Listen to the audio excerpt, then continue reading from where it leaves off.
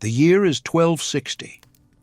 For over 40 years, the Mongol Empire has swept across continents like a storm no one could stop. They've turned Baghdad into smoldering ruins, ended millions of lives, and built pyramids of bones to mark their path. From the far edge of the Pacific to the very edges of Europe, they've crushed everything in their way. No army has stood against them. No city has survived their fury. Now their eyes turn toward Egypt. And if Egypt falls, there's little left, just Africa and Europe waiting like dominoes. Civilization, as it has existed for centuries, teeters on the edge. But in the arid basin of a place called Ain Jalut, something unimaginable is about to unfold. An army, a battle, and a kind of resistance the Mongols have never faced before. This is the moment where the unstoppable force meets a wall it didn't know existed, where the myth of Mongol invincibility is shattered and the course of world history is redirected by one desperate gamble. To truly understand the gravity of what will unfold at Ain Jalut, we must go back to the windswept plains where this nightmare first took root. The year is 1206. On the endless steppes of Mongolia, where the wind never stops and life bends under brutal skies, a man named Temujin has just achieved the unthinkable. The scattered, feuding Mongol tribes, once caught in cycles of betrayal, blood feuds, and isolation, are now bound together under one banner. They call him Genghis Khan, universal ruler. But this is not a ceremonial coronation. It's not the story of another tribal leader chasing glory. What begins here is the birth of the most devastating war engine the world has ever seen. While kings and emperors elsewhere speak of divine right and noble lineage, Genghis Khan builds his dominion on something far more ruthless: merit and survival. He understands what few of his rivals do. Warfare is not about glory, it is about results. It is about making sure the other side never gets back up. His army, if it can be called that, is unlike anything seen before.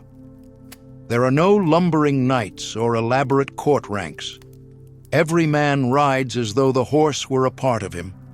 Every warrior can fire a bow accurately at full gallop, survive on dried meat and fermented mare's milk, and navigate the steppes with nothing but the stars. These aren't just fighters, they are predators, molded by the unforgiving landscape they were born into. One of Genghis Khan's greatest commanders, Subutai, once reflected on his upbringing with chilling clarity. "I was riding before I could walk," he wrote. "My mother lashed me to the horse's back when I was 3. If I fell, I learned to land. If I cried, no one came. The steppe teaches you this: mercy is an illusion. Only survival matters." This ethos isn't just personal, it becomes doctrine. Genghis Khan doesn't just raise an army. He creates a code, a machine of obedience. He breaks his forces down into units of 10. 10 men form an arban. 10 arbans form a jagun of 100. 10 jaguns form a mingun of 1,000. 10 minguns make a tumen, 10,000 mounted warriors moving as one. Every layer owes unshakable loyalty to the one above it. But loyalty isn't just expected, it's enforced. If one man deserts in battle, all 10 die. If a unit of 10 flees, the 100 is executed. This system produces something rare: an army that would rather face death than shame their brothers. Discipline isn't just enforced, it is inherited, drilled into every muscle, reinforced with the memory of consequences. It creates men who do not run, because running means death for them and their blood-bound kin. And then comes the most terrifying weapon of all: fear. To kingdoms and empires living in walls and manuscripts, the Mongol way of war is unspeakably cruel. But cruelty isn't the point. It's strategy. When a city dares resist, it is not merely conquered, it is erased. In 1221, in what is now Iran, a thriving city named Merv defies the Mongols. Its walls are high, its people proud. But pride offers no defense. The Mongols take the city and begin a methodical purge lasting nearly 2 weeks. They do not spare the children. They do not leave the wounded behind. Over 700,000 lives are extinguished. Only a handful survive, crawling through the rubble, living among the bones of their families. A chronicler named Juvaini, who arrived after the massacre, recorded what he saw. Apart from 400 artisans spared by decree, he writes, no one, man or woman, was shown mercy. To each Mongol soldier, the task of executing 300 to 400 persons was assigned. But this is not sadism, this is arithmetic. What happens at Merv does not stay at Merv. The news spreads faster than the Mongols ride. The next city on their path surrenders without a single shot. So does the next, and the one after. Terror becomes the battering ram that never needs to touch a wall. It travels ahead of the horses. It lives in the dreams of those who haven't yet seen the smoke on the horizon. By 1220, the Mongol Empire has swollen to an unimaginable size, spanning from the Korean peninsula to the shores of the Caspian Sea. No empire has ever grown this fast, none with such precision, and it is only just beginning. Genghis Khan's conquest did not end with his death. When he died in 1227, his body was buried in an unmarked grave, and the trail to it was soaked in blood. According to legend, the soldiers escorting his remains slaughtered every witness they encountered, then rode their horses over the fresh dirt to erase all sign of it. True or not, the story is telling. Even in death, the Khan's will was absolute. But empires rarely survive their founders. Most crumble into infighting, division, or collapse. The Mongols did not. Because what Genghis Khan built wasn't held together by bloodlines or dynasties, it was built on systems, on discipline, hierarchy, and brutal clarity. His successors inherited not just territory, but instructions. His son, Ogedei, became Great Khan and turned the horse's head toward Europe. The steppes of Russia fell like winter wheat. Cities that had stood for centuries were stripped bare, their people trampled beneath hooves and flame. Ogedei understood his father's logic. Do not fight fair, do not fight long, strike before they can organize. Burn what they love and show the next town what happens if they hesitate. By the 1240s, the Mongols were at the doorstep of Hungary and Poland. They crushed the armies sent to stop them. European kings, hearing stories of ghost-like horsemen who vanished and reappeared with terrifying precision, began to pray, not for victory, but for time. But the real shift was still to come. In 1251, a new great Khan was elected, Mongol, grandson of Genghis, and he had his eyes fixed elsewhere. To the east lay the fractured lands of China, divided, exhausted, but rich. To the west, the Muslim world, once the pinnacle of science, philosophy, and art, was now a patchwork of rival sultanates and kingdoms. Mongol planned to conquer both. For the western campaign, he chose his brother, Hulagu, a man shaped by Mongol war, but sharpened by ambition. Hulagu was not just another raider. His task wasn't to pillage, it was to erase resistance, remove defiance from the map entirely. In 1253, Hulagu set out from the Mongol heartlands with an army unlike any the Middle East had ever seen. By some estimates, over 150,000 men marched with him. Engineers from China, siege experts from Central Asia, cavalry from across the empire. His orders were chilling in their clarity. Subjugate the Muslim world. Eliminate resistance. Destroy every stronghold from Persia to Egypt. There would be no second chances. And the first to face this new wave was one of the strangest enemies the Mongols had ever encountered. High in the mountains of northern Persia stood a fortress that had defied empires, Alamut. This was the domain of the Assassins, a mysterious sect of Shia Islam known for their mastery of stealth and political murder.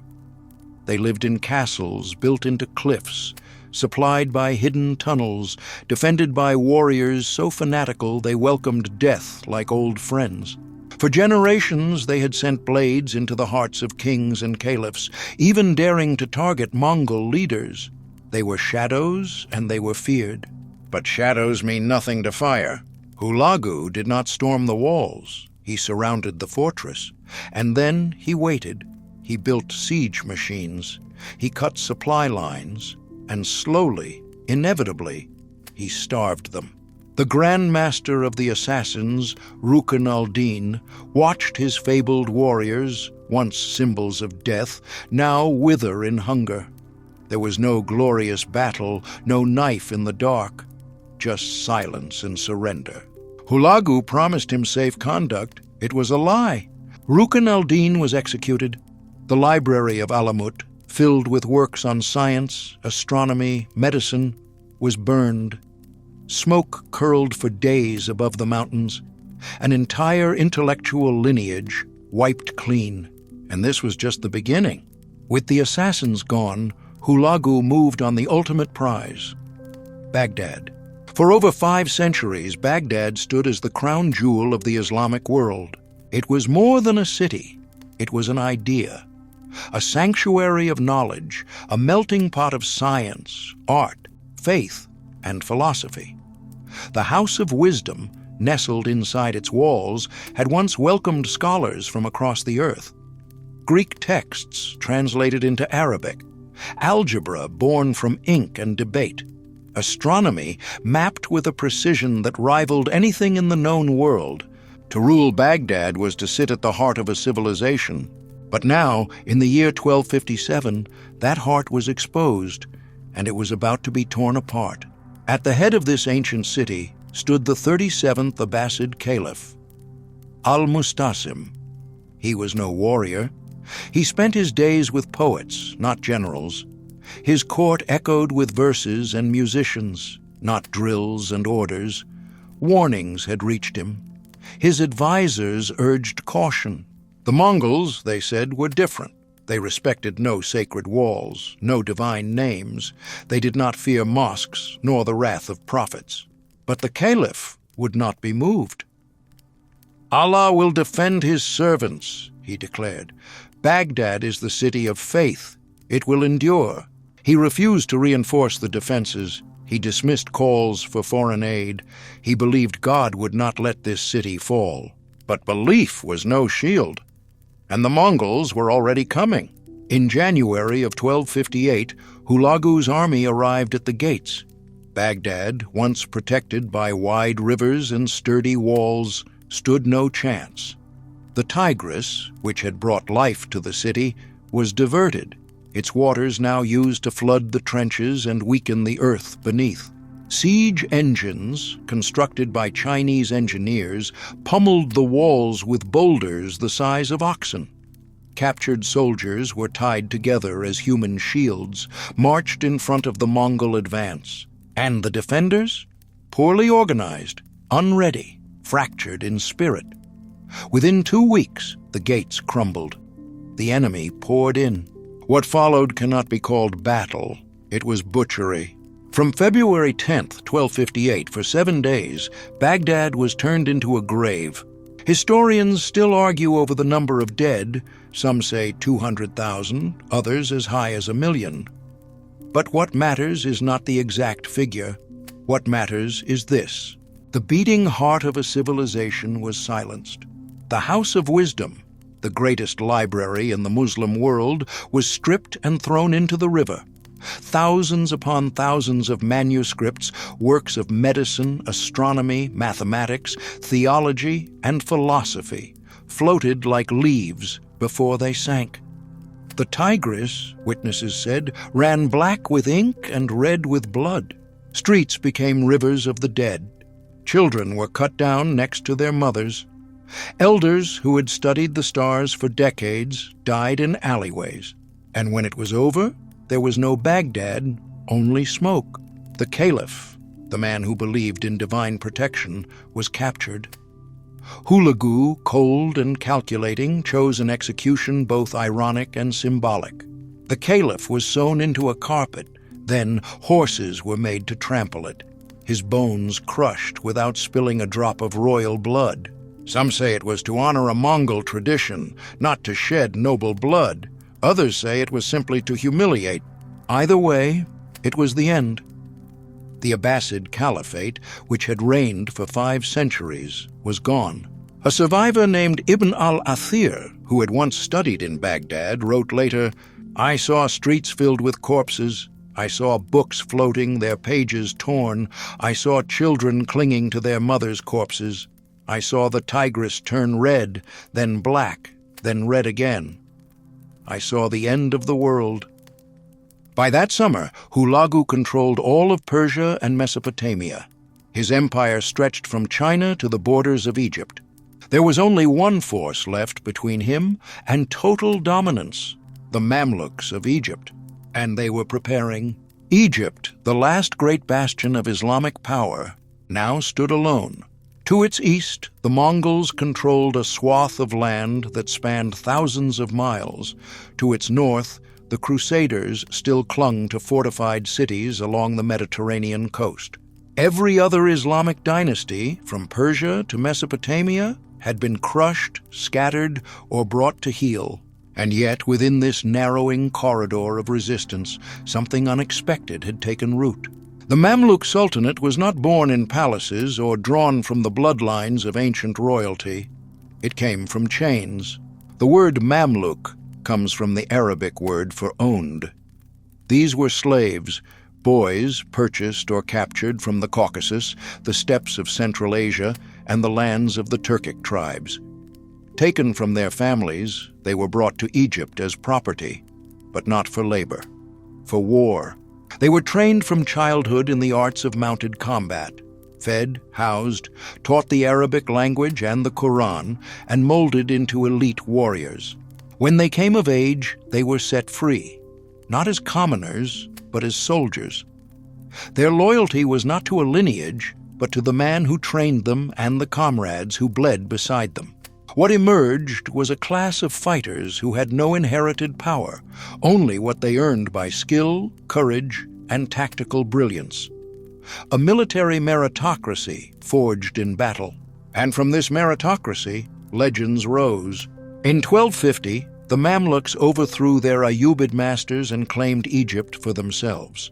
This was not a gentle transition. The man who emerged as their first sultan, Aybak, quickly found himself surrounded by rivals. But soon, another figure would overshadow him, a figure who would define the fate of the Middle East. A warrior who began his life in chains and would become one of the greatest commanders of the age. His name was Baybars. Born around 1223 in the Crimea, Baybars was captured during a Mongol raid while still a child. He was tall, broad-shouldered, with pale skin and piercing blue eyes. One eye was clouded by a cataract, which some considered a deformity, a bad omen. One of his first masters even sold him off because of it. But this flaw would make him unforgettable. He was purchased and brought to Damascus, where he entered the Mamluk system. There, in the barracks and riding fields, his life began again. Baybars quickly distinguished himself, not just as a fighter, but as a strategist. He could outthink his enemies, outride his peers, and command the respect of hardened men with a single look. He rose quickly through the ranks, becoming a commander not through nobility, but through sheer competence. In a world ruled by bloodlines, Baybars rewrote the rules. By the late 1250s, a new threat loomed larger than any before. The Mongols, having annihilated Baghdad, were now at the doorstep of Syria. Their path was clear, from Damascus to Cairo. And Baybars knew, if Egypt fell, the Muslim world would not recover. But the Mongols were not the only danger. Between the Mongols and the Mamluks stood the remnants of the Crusader kingdoms, the Latin states carved out during the earlier European invasions. These Christian strongholds, while weakened, still controlled vital cities and roads. Baybars and the reigning Mamluk Sultan Qutuz understood. If the Crusaders blocked their path, Egypt would fall without a fight. So they made a move as bold as it was dangerous. Baybars sent a message to the Crusaders. "Let us pass through your lands to fight the Mongols, or we will fight you first, then them." The Crusaders hesitated. They had heard what happened in Baghdad. They had seen what the Mongols did to cities that resisted. Some among them even thought the Mongols could be useful, an ally against Islam. But now they began to reconsider. A Mongol victory would leave them surrounded. The very Christian knights who had once dreamed of reclaiming Jerusalem now feared being erased themselves. The Kingdom of Jerusalem's council argued for days. Finally, a compromise. The Mamluks could pass, so long as the Crusaders remained neutral. No aid would be given, but no resistance either. It was enough. In July 1260, Qutuz and Baybars led the Mamluk army north. Their destination? The Spring of Goliath. By the summer of 1260, the sands of destiny shifted. The Mamluk army had crossed Sinai, pushing northward with grim purpose.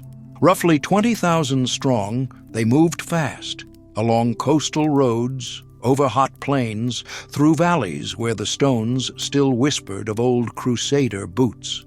They marched not as conquerors, but as guardians of something barely holding together, a civilization that had already watched its heart torn out in Baghdad. Their leader, Qutuz, carried the weight of command. But it was Baybars who rode closest to the front, watching, calculating, remembering. He had spent years listening to survivors of Mongol raids. He knew the tactics, the traps, the illusions. Baybars understood something few commanders grasped. To defeat the Mongols, you had to make them think they were winning. And so he formed a plan, not just of battle, but of deception. The Mongols favored open ground. They relied on speed, mobility, feigned retreats that lured enemies into chaos. They were masters of illusion, vanishing, then reappearing behind you. But what if they were the ones trapped? What if the open ground was not truly open? In the hills of northern Palestine, near the ancient village of Ain Jalut, the Spring of Goliath, Baybars found the answer. The valley was narrow and flanked by rising terrain, not a fortress, but a funnel, not a castle, but a cage. Its rocky slopes limited movement. Cavalry could not wheel and sweep in their usual deadly arcs. It was the perfect place for a ruse. Baybars proposed a reversal. They would do to the Mongols what the Mongols had done to others for decades, pretend to flee, lure them in, close the jaws. But for that to happen, someone had to be the bait. Qutuz hesitated. To enter the valley first was near suicidal. The enemy would strike hard. The initial force would bear the full brunt. But Baybars was resolute. "The men trust me," he said.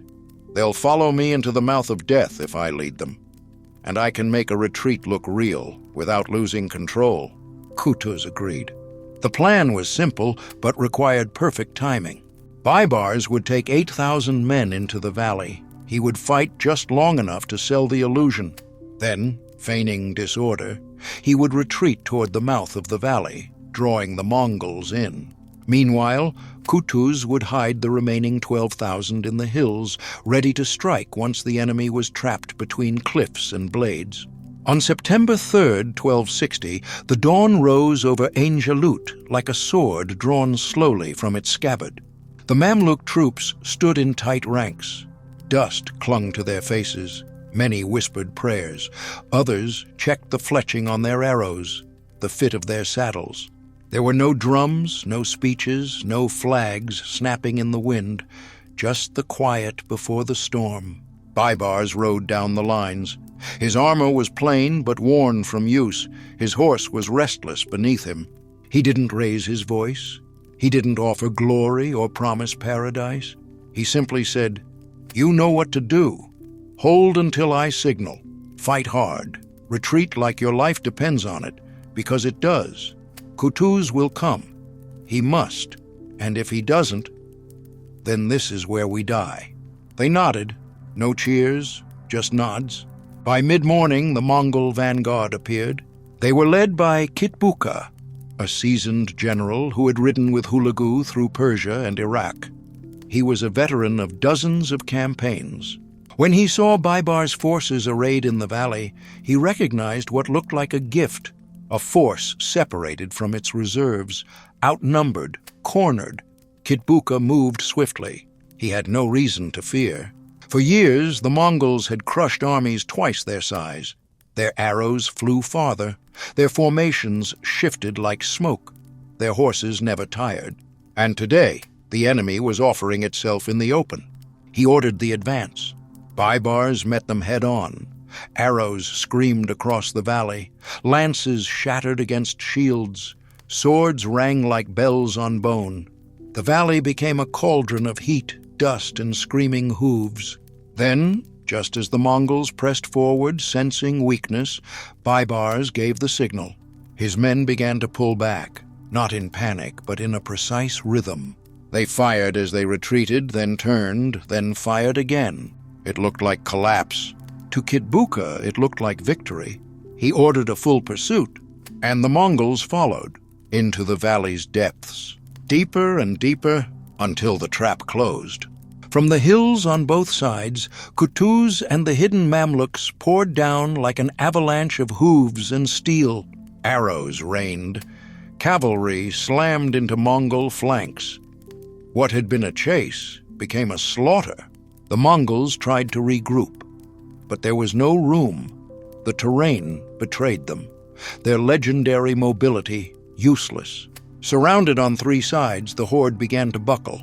In the heart of it all, Baybars fought like a man possessed. Blood ran down his arm. Dust coated his lips. His sword was chipped, his voice hoarse. But he pressed on. He fought not to win, but to break the myth.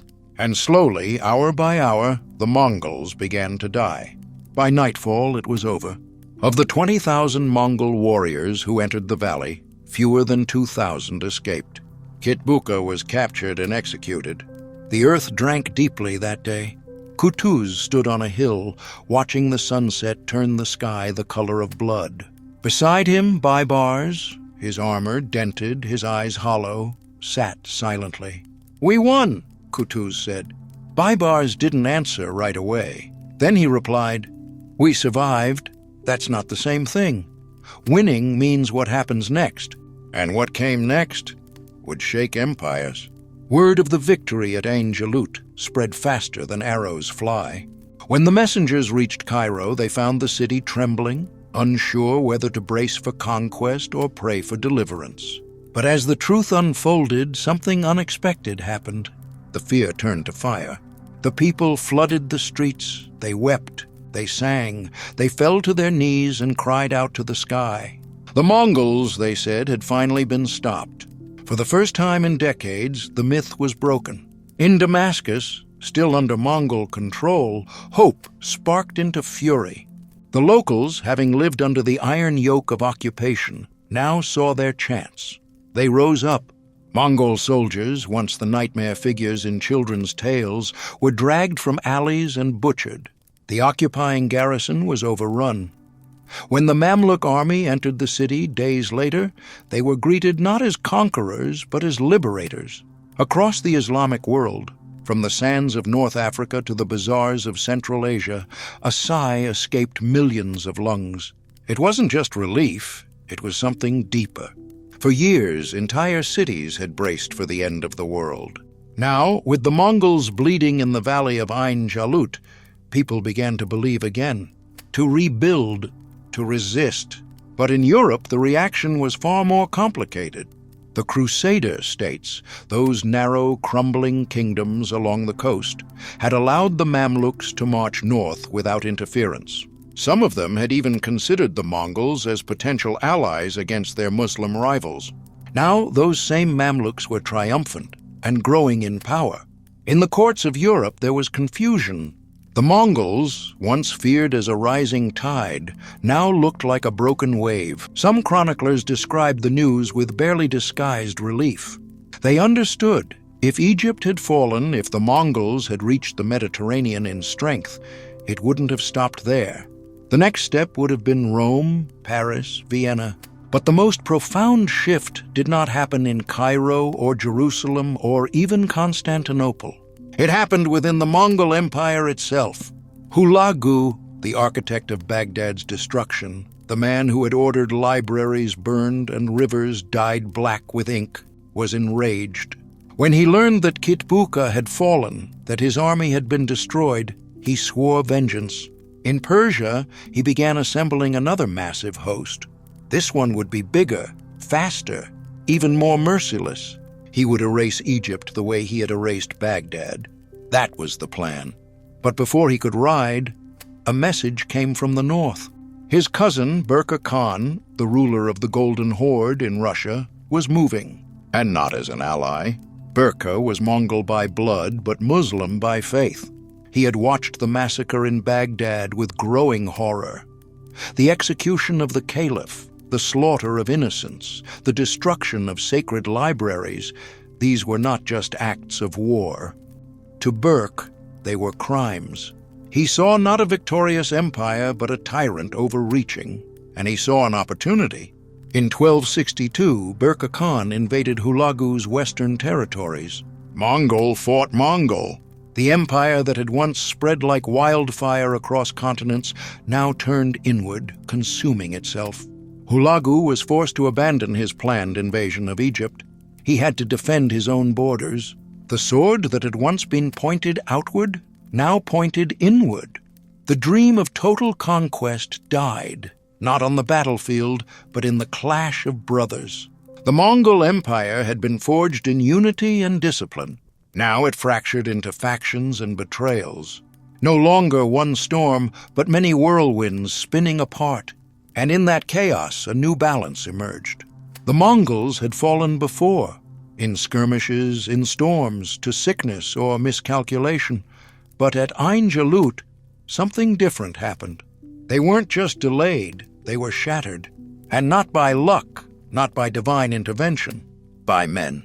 But who were these men who had done the impossible? To understand why the Mamluks triumphed where others failed, we must look deeper, not just at their weapons or their tactics, but at the system that shaped them from the cradle to the saddle. They were not born into nobility. They had no ancestral lands, no coats of arms, no family names etched in stone. They were bought, taken, trained. The Mamluk system began with slavery, but not in the way most understand it. Boys were purchased from the Turkic steppes, the Caucasus Mountains, and beyond. Often, between the ages of 8 and 12, they were uprooted and shipped to Egypt. But unlike common slaves, they were not made to labor. They were not sent to fields or mines. Instead, they were enrolled in one of the most brutal, rigorous, and immersive military academies in the medieval world. They were given food, shelter, language, and faith, but nothing else. Their value was tied to performance, to strength, to discipline. Brotherhood was not optional. It was forged in shared suffering. A Mamluk was trained to fight from horseback before he finished puberty, to live in the saddle, to master the bow, the lance, the blade, to ride for days without rest, to survive with little water, to ignore pain and embrace silence. Sleep was taught in shifts, meals eaten while riding, commands memorized through repetition and punishment. They weren't just soldiers, they were tools sharpened to one purpose. A training manual from this period, authored by a commander named Kitbuqa, lays it out with clinical clarity. The young warrior must command 32 methods of lance combat. He must know 17 ways to strike from horseback with the sword. He must fire 15 arrows a minute while galloping at full speed. He must read terrain like scripture. He must know where to ambush, where to flee, and when to die. Above all, he must trust the man beside him, without hesitation, without doubt, without ego. This last line was everything. Because no Mamluk fought alone. Their strength was not in their individual skill, though that was immense. It was in the web of loyalty, unity, and silent, unspoken coordination between them. A Mamluk knew that if he charged, his brother would follow. If he stood his ground, the line would not break, and if he fell, someone would take his place. This made them different from many of the armies the Mongols had previously crushed. In Persia and Eastern Europe, cities raised militias when danger approached. Feudal lords brought levies, farmers with spears, knights driven by pride or politics.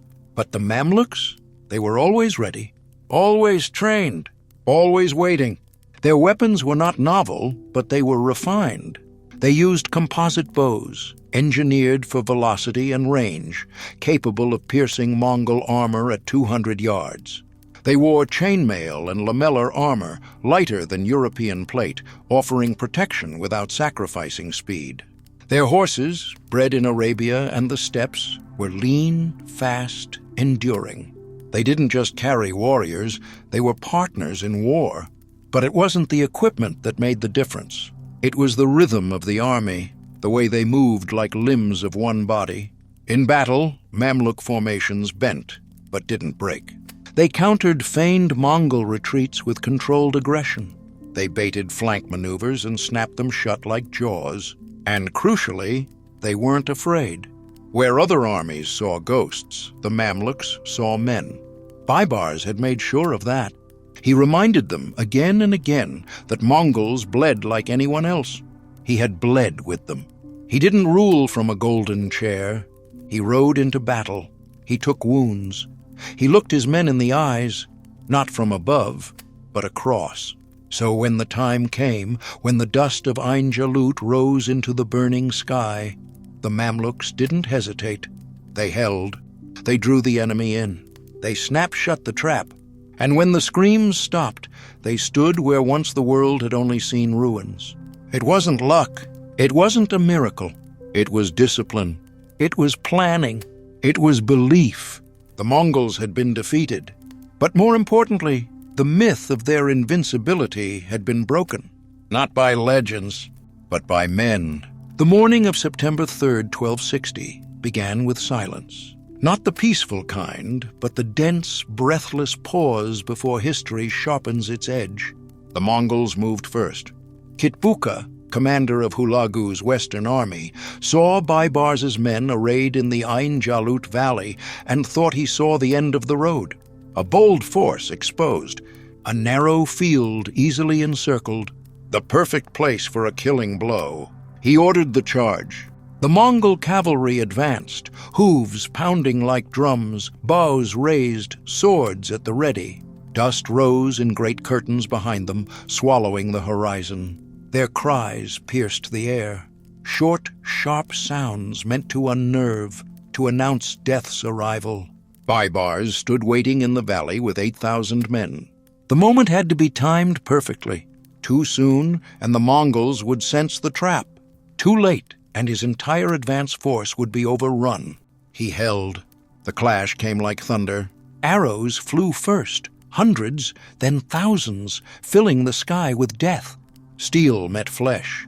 Horses screamed, bones cracked under hooves and blades. Men vanished into chaos. Lines blurred, the air filled with smoke and blood. Then, just when it seemed the Mamluks might falter, just when the illusion of collapse felt real enough, Baybars gave the signal. A horn, a sharp whistle, a banner turned. His men began to fall back, not in disarray, but with precision. Feigned panic, staged hesitation. They fired as they retreated, turned, fired again. Bait. Kitbuqa's eyes lit up. He believed the ruse, believed he had them, believed he would finish what Hulagu started. He drove his troops forward, and the Mongols followed into the valley's throat. Behind the hills, Qutuz waited with 12,000 hidden troops. They watched the enemy funnel in, watched the dust cloud widen, and then vanish into the center. Then came Baybars's second signal, another horn, longer this time. Qutuz raised his sword. The flanks came alive. From the hills, the trap was sprung. Mamluk cavalry charged down the slopes, flanking both sides. Arrows poured from above. Mongol formations fractured. Their classic maneuvers, wheel flanks, fake retreats, reverse ambush, were useless. There was no room to move, no line of escape. The Mongols were used to control, to striking and retreating at will. Now they were penned in, surrounded, hunted, and still Kitbuqa did not yield. He was a veteran of decades of war. He had served under Munka, Hulagu, Genghis's bloodline itself. He rallied his men, shouted orders, charged toward Baybar's position. If he could break the center, maybe the rest would scatter. But the center held. Then came Qutuz himself. For a moment it was chaos. Mamluks and Mongols clashed hand to hand. Swords screamed, hooves slipped on blood-slick stone, shields shattered. And then it ended. Kitbuqa was dragged from his horse, captured, exhausted, bloodied, but unbroken. He was brought before Qutuz. Accounts differ. Some say he was defiant to the last, others that he asked for a warrior's death. But all agree on what came next. Qutuz ordered his execution. No speech, no delay. Kitbuqa's head was struck from his shoulders and hoisted for both sides to see. It was more than a death. It was a signal. The Mongols could fall. Their leaders could bleed. Their stories could end. By nightfall, the valley was still. Smoke hung low in the dusk. The air smelled of sweat, blood, and dust. Fewer than 2,000 Mongols escaped the battlefield. Over 18,000 were dead or captured. The ground was so littered with corpses, men and horses alike, that to walk without stepping on the dead was impossible. Qutuz stood on a ridge, watching the setting sun paint everything in hues of red and copper. Beside him, Baybars dismounted. His face was caked in dust. His sword was nicked. One arm hung limp. But he stood tall. "We won," Qutuz said softly. Baybars didn't speak for a moment. Then, "We survived. That's not the same as winning. Winning means what comes next." He was right, because Ain Jalut wasn't just a battlefield. It was a pivot. It marked the end of Mongol expansion into the Arab world. It showed that even the most feared army on earth could falter. That belief, fear, was the sharpest blade the Mongols had ever wielded. And now, it was blunted. The myth was dead. When the dust of Ain Jalut settled, the Mongol Empire was still vast. Its riders still thundered across half the world. Its cities, Karakoram, Khanbalik, still ruled from thrones carved in fear. But something vital had changed. They were no longer invincible.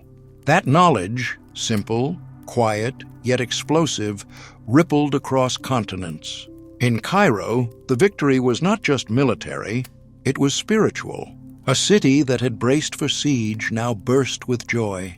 Mothers told their children the Mongols could be stopped. Scholars returned to their work with new purpose. Traders reopened routes. The weight that had hung over the Muslim world like a burial shroud had lifted. In Damascus, liberated by the same Mamluk army, the reaction was sharper.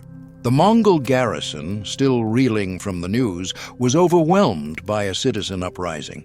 Those who had cowered now carried swords. Resistance, once unthinkable, became instinct.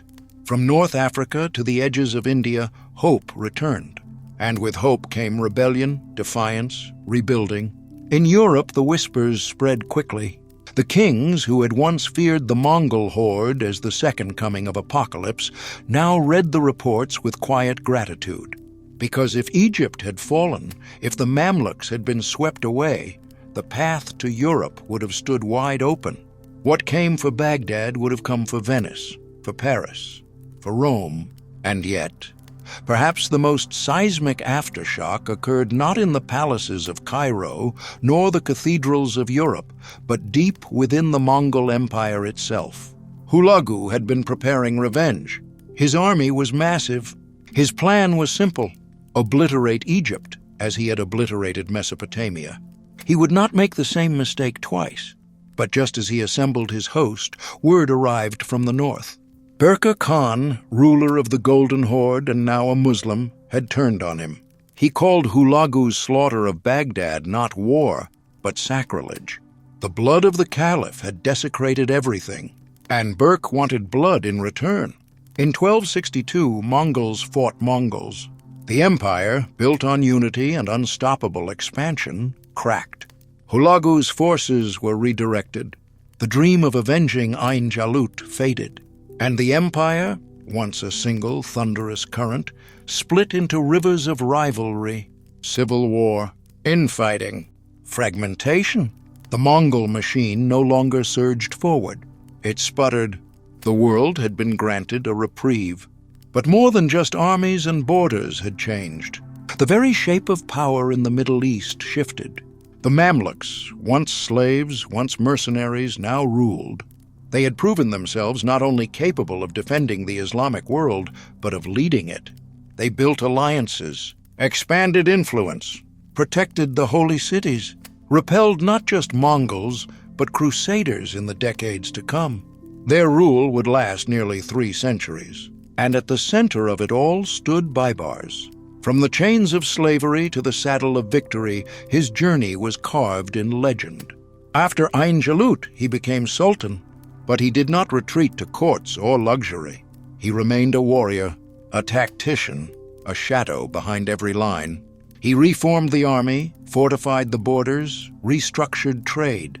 He understood something few rulers did. The war never really ends. Even in peace, you must prepare.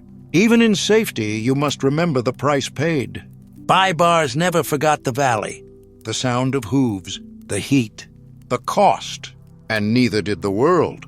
Historians would later call Ain Jalut the first major defeat of the Mongol Empire. But it was more than that. It was the death of fear, the rebirth of resistance, a moment when men who had every reason to run stood their ground. And in doing so, they didn't just save a city. They saved memory, language, science, faith. They saved the very idea of civilization. Because sometimes it doesn't take an empire to stop an empire. Sometimes it takes a handful of warriors who believe in something more than death. Sometimes it takes one valley, one day, one stand, Ain Jalut.